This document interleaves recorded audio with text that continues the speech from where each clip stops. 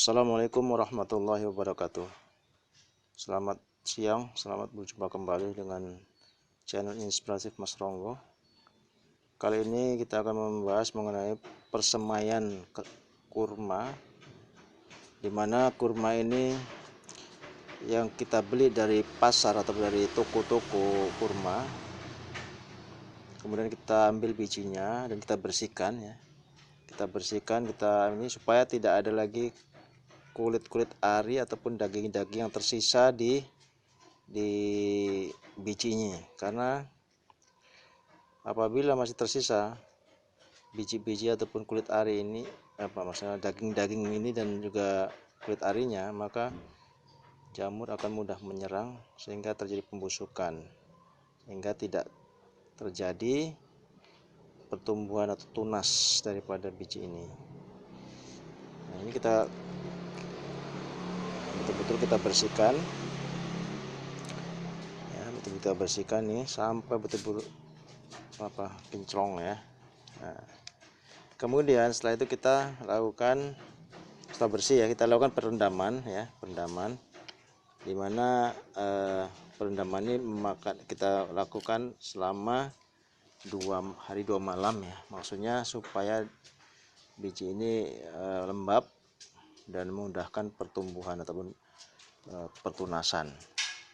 Setelah biji kita rendam selama 2 hari 2 malam ya, tapi itu khususnya untuk biji-biji dari jenis Dekret Nur, Tunisia, kemudian Kalas, itu 2 hari 2 malam bisa.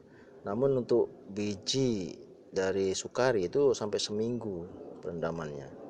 Oke, ini dari biji Dekret Nur, maka kita akan lakukan persemaiannya, atau kita akan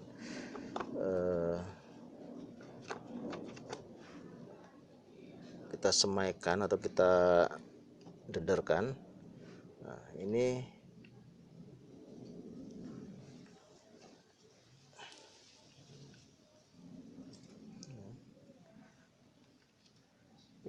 tisu ya, di tisu.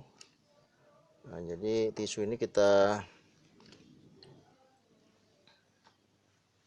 letakkan dalam ini, kemudian kita tutup lagi dengan tisu.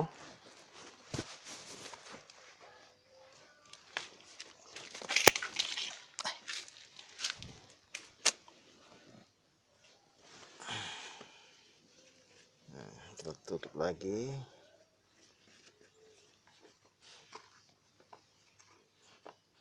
Kemudian kita lembab air ya, supaya lembab ya, tidak terlalu basah tapi juga tidak sekedar lembab ya. Oke, nah ini kita tunggu selama kurang lebih 2 minggu ya. Setelah 2 minggu dia akan tumbuh tunas, bakal akar yang muncul dari biji tersebut. Setelah 2 minggu kita lakukan penyemaian ini, maka kita melihat hasilnya ya seperti apa. Ini adalah contoh dari yang sudah kita lakukan ya, sudah berumur 2 minggu.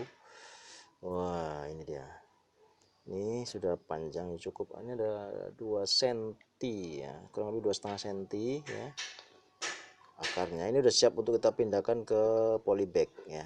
Nah, ini juga, nah ini sekitar 1,5 cm, tapi masih ada juga yang cuman muncul sedikit ini ya. Ini agak lama ya, nanti kita belum kita tanam ke lapangan, tapi kita akan perpanjang waktu penyemaiannya ini. Nah,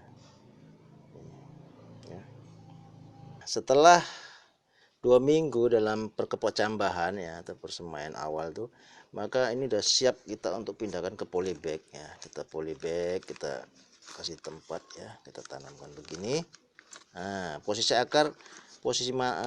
ujung akar tuh ke bawah ya, sehingga dia tidak terbalik nantinya, jangan sampai salah ya. Nah, ini begini. Nah,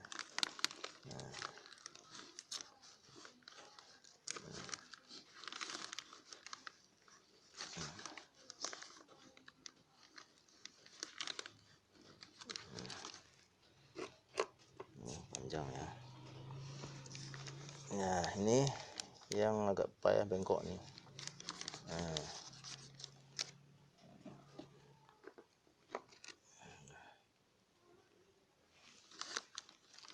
Yap.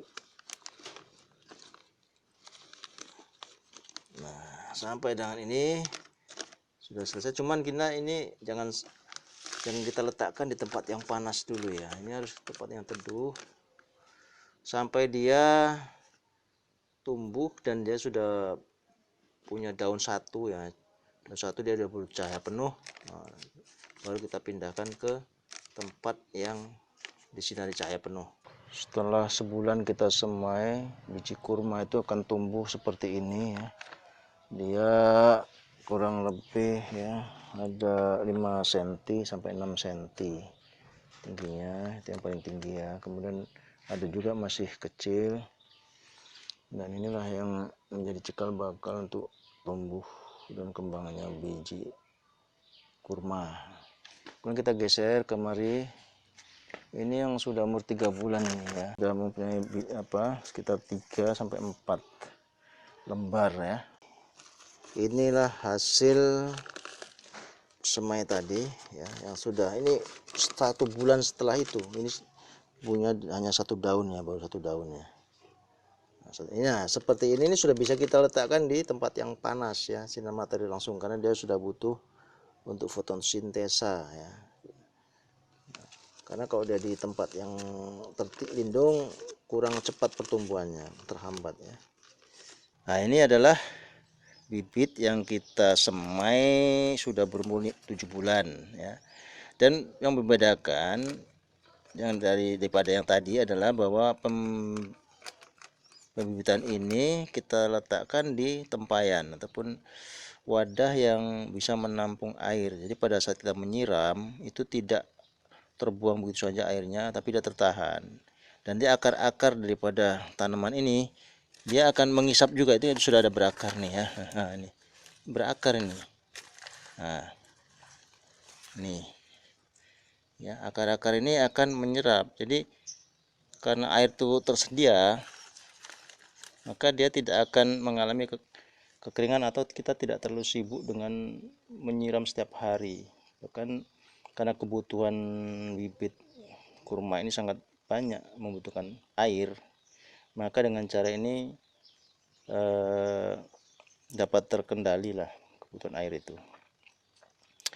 Dan kemudian ini adalah yang sudah berumur 1 tahun ya. Nah, ini dia mulai meranggas begini. Kering-kering ini sebenarnya dia harus dipindahkan ke polybag yang lebih besar ya, yang ukuran 5 kilo ya, atau memang ini pun sudah bisa ditanam di lapangan ya. Nah, tadi kan nampak kan, ini yang tadi ini sama-sama kita isi dengan penuh ya airnya, tapi ini sudah sat lagi nih ya. Ini kita siram kemarin sore ya. Nah, ini yang ini masih tersedia, yang ini sudah habis karena ini sudah lebih besar dan dia menyerap airnya lebih banyak. Demikian tutorial kita kali ini mengenai pembenihan ataupun pembibitan kurma ya, dari mulai biji sampai kepada tanaman bibit umur 1 tahun ya. Jadi untuk selanjutnya akan kita bahas mengenai pemeliharaan, yaitu mengenai penyiraman, pemupukan hama dan penyakit ya. Dan bagi para pencinta tanaman buah serta sahabat-sahabat tani, jika tutorial ini bermanfaat, maka kami persilakan untuk subscribe, share, like, and comment ya, untuk kemajuan ataupun perbaikan tutorial kita di masa yang akan datang. Demikian yang dapat kami sampaikan. Terima kasih. Assalamualaikum warahmatullahi wabarakatuh. Thank you.